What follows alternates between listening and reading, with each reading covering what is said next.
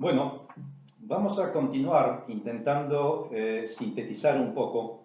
en esta reflexión lo que hemos dicho en reflexiones anteriores. También esto pretende ser el cierre de un ciclo para poder abrir, comenzar algo nuevo. Como ya lo hemos dicho, referidos a temas como la vida y la muerte, la necesidad de cerrar algo para poder iniciar algo, ¿no? Morir para poder renacer sería de alguna manera la metáfora de la muerte en culturas tal vez un poco más abiertas que la nuestra. Basándome en algunas preguntas que quedaron sin responder necesariamente, esto simplemente pretende ser reflexiones para abrir un lugar, un espacio de trabajo interior y de revisión de nuestros conceptos y no ninguna receta ni una clase para que tengan respuestas concretas o categóricas, de ninguna manera. No podría hacerlo tampoco yo. La síntesis entonces es, en base a estas preguntas, el concepto que quedó un poco tal vez no esclarecido es el concepto de criterios de calificación o descalificación de un conocimiento según pertenezca a un modelo científico o no científico. Es un tema muy amplio, muy arduo además, o sea, cuándo un conocimiento puede ser considerado verdadero, cuáles son esos criterios. Yo creo que dije que cuando hablamos de ciencia, en realidad no podemos hablar de una ciencia o de la ciencia porque hay muchos campos dentro de la ciencia, inclusive hay muchos niveles de apertura dentro de cada uno de esos campos, pero fundamentalmente en las personas que los practican. Por ejemplo, mencionamos que la física, siendo una ciencia básica, dura, objetiva, tuvo mucha más apertura a otras realidades más allá de lo perceptible, de lo sensorial, de lo evidente, que otras ciencias como por ejemplo las que aplican esos conocimientos, como puede ser el caso de la medicina, que siempre se mostró más reticente para abrir el terreno, el campo de estudio y de reflexión a realidades que no sean demostrables científicamente. Por supuesto que se ha recorrido un camino muy importante y que ha habido una apertura, sobre todo la segunda mitad del siglo pasado en adelante, pero todavía hay una cierta, por lo menos, si no reticencia, persiste un cierto dualismo entre lo que es un conocimiento objetivo y un conocimiento que a veces se soslaya de alguna manera por no considerarse objetivo, que es precisamente todo lo que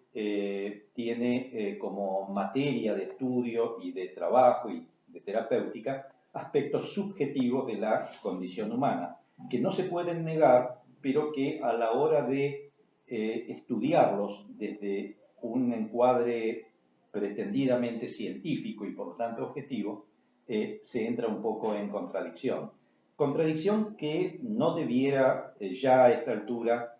persistir, porque la integración del conocimiento es lo que nos permite evolucionar, o sea, la integración de ese conocimiento basado en lo evidente con ese conocimiento basado en lo sapiencial, en la sabiduría, en las ciencias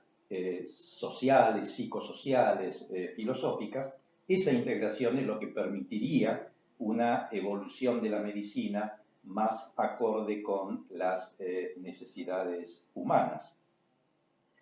Bueno, lo importante, tal vez como corolario, es no desacreditar otras formas de conocimiento, otros modelos de conocimiento, porque no estén encuadrados en un conocimiento hegemónico, científico, oficial. Y este tema lo vamos a retomar ahora en el segundo ciclo de reflexiones cuando hablemos sobre los campos alternativos de conocimiento, de la terapéutica y de la medicina. La pregunta de vacunas, antivacunas, la voy a dejar para responder más adelante, anticipándote que yo soy pro vacunas en el sentido de que creo en la utilidad y en el beneficio de las vacunas, y lo he puesto como ejemplo cuando hablamos de vacunas antipoliomielíticas, antisarampionosas. Pero lo que te adelanto es que no por eso uno debe estar cerrado a los argumentos de las personas que tienen una concepción distinta y diferente, cuando esos argumentos, por cierto, tienen algún sentido, que se sustentan en algún sentido, ¿no? Si no, caemos en el lado de la credulidad y cualquier argumento que venga del plano de conspiraciones y teorías conspirativas que quieren dañar al hombre, bueno, podemos tener la libertad de aceptarlos y de considerarlos o no. Pero a lo que quería referirme es que cuando hablemos de visiones alternativas, nos vamos a permitir explorar argumentos que no están dentro de la concepción científica tal como la conocemos. Un pensamiento causalista, causa, efecto, secuencial, racional, no excluye un pensamiento simbólico, que es el poder ver más allá de lo que la realidad nos presenta, considerando que todo lo que se nos presenta en la vida es simbólico. O sea que de alguna manera nos dice algo más que lo que está representado en ese objeto o en esa situación que estamos considerando. No quiero ponerme tan filosófico, para eso hay grandes maestros de filosofía. El otro tema sobre el que vale la pena volver, porque está varias veces reiterado en algunas preguntas, en algunos comentarios, es el tema de la culpabilización del prejuicio y del rechazo. Sí, lo vamos a retomar ese tema. Yo me basé, tal vez, bueno, fue demasiado rápido el vuelo sobre diversos conceptos y, por cierto, quedan entonces un poco desdibujados. Cuando hablamos sobre culpabilización, prejuicio, rechazo, yo creo que traje una cita o varias de Michel Foucault, un gran pensador de fines de la segunda mitad del siglo pasado, que de alguna manera estudió en profundidad el concepto de poder basado en el saber hegemónico, o sea, el poder que se sustenta en un saber que a la vez también es hegemónico, que es el que se autopostula como verdadero, y la consecuencia que eso tiene en la normatización, en el disciplinamiento de una sociedad. O sea, lo que la ciencia dice en determinado momento se transforma de alguna manera en una normativa de cómo se debe vivir y cuáles son los valores, los parámetros éticos y de vida inclusive cotidiana. Foucault ponía un ejemplo muy ilustrativo, que en otra época a los locos se los agrupaba con los mendigos, con los delincuentes, y una solución, digamos, una terapéutica, era ponerlos a todos en un barco que iba a la deriva, y así se terminaba con un problema social. O sea, el hacer desaparecer al disidente, hacer desaparecer a aquel que molesta a la sociedad porque cuestiona de alguna manera sus hábitos, sus valores, sus costumbres, no es algo solamente de la antigüedad. Lamentablemente todos tenemos alguna experiencia de lo que significa pretender la desaparición del que es diferente. La medicina se ha caracterizado precisamente por ser una gran colaboradora de esa normatividad social, en el concepto que yo traje hablando sobre la muerte, pero que se aplica a muchas otras áreas, de medicalización. Y dentro de la medicalización en particular hay un concepto muy interesante y que lo vamos a profundizar, que es el de la psiquiatrización de determinadas costumbres, de determinados deseos, determinados hábitos, determinadas formas de vivir, de determinadas formas de percibir la realidad, que de alguna forma ya no se los pone en un barco a la deriva y se los hace desaparecer, pero al psiquiatrizar ese tipo de conductas, de parámetros, se construye primero una nueva enfermedad dentro de la cual se aglutina a las personas que tienen formas diferentes de percibir y de actuar. Voy a traer especialmente en alguna de las reflexiones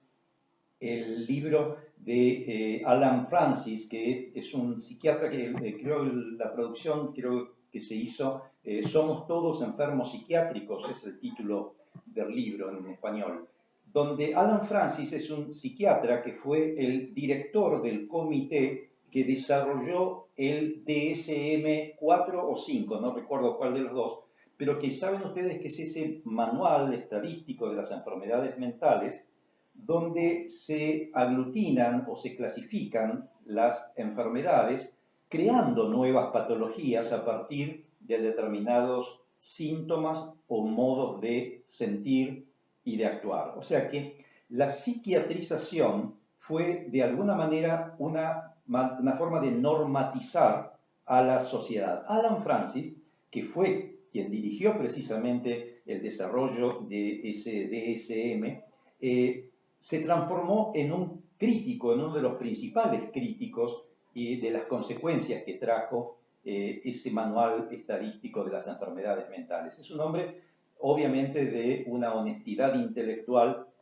que merece ser destacada, porque no es muy común que alguien que precisamente se destacó por ser el que propició este trabajo de construcción de nuevas enfermedades, fue uno de los críticos más importantes. Todo es susceptible de poder ser revisado, en el sentido que yo veo que acá también hay algunas preguntas en cuanto referidas también al tema del prejuicio, de la culpabilización y de cómo desde la medicina se ha fomentado y tal vez seguimos fomentando ese tipo de construcciones,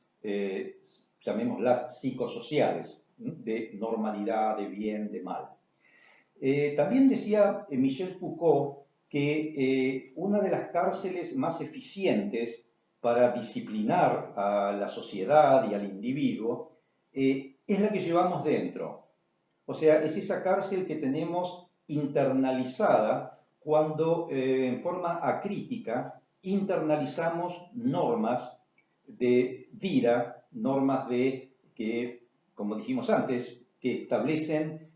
lo bueno y lo malo, lo sano y lo enfermo, de cómo sentir, cómo actuar, qué pensar y demás. O sea,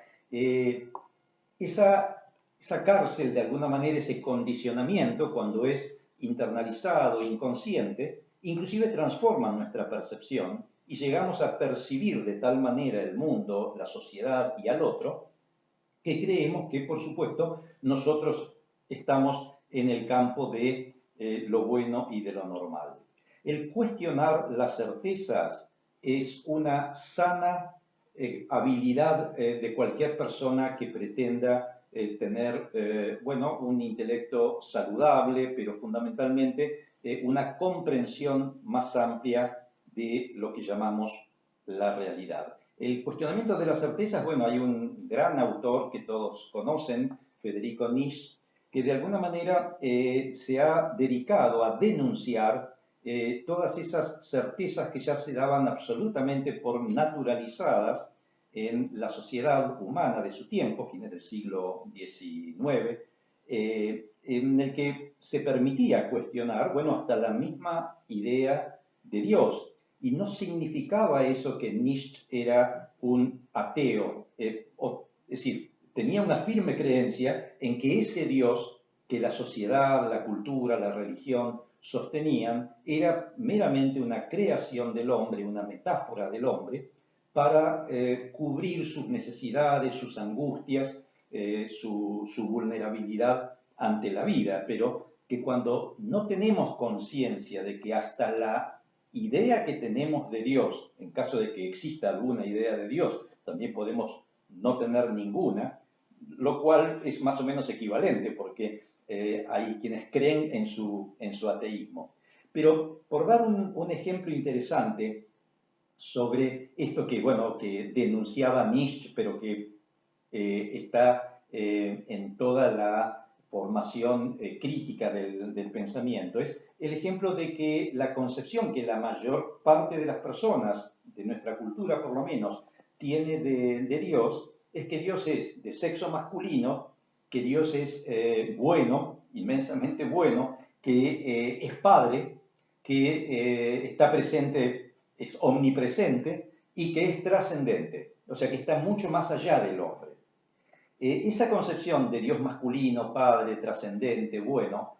le produce una contradicción interna al ser humano que indaga sobre la realidad, porque no tiene dónde poner lo que no es bueno, y entonces se entra en contradicción con el enunciado de que Dios está omnipresente. O sea, la pregunta de Hannah Arendt, ¿no? ¿Dónde estaba Dios ante el mal? O sea, ¿dónde está Dios ante el sufrimiento, ante la muerte, ante la desgracia que padece el hombre? Pero esa concepción tiene que ver con una cosmovisión patriarcal y machista. Por eso es el Dios masculino y el Dios padre. Para nuestra cultura, para cada uno de nosotros, no es tan sencillo poder revertir esa concepción